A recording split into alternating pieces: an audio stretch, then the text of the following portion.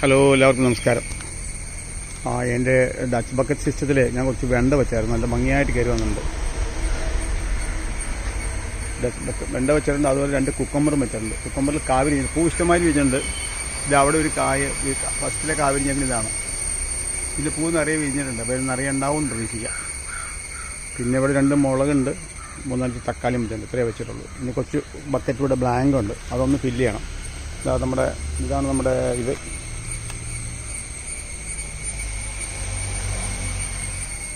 Dutch ബക്കറ്റിലുണ്ട്, നന്നായിട്ടുണ്ട്. വെണ്ട നന്നായിട്ട് കയറി വന്നിട്ടുണ്ട്.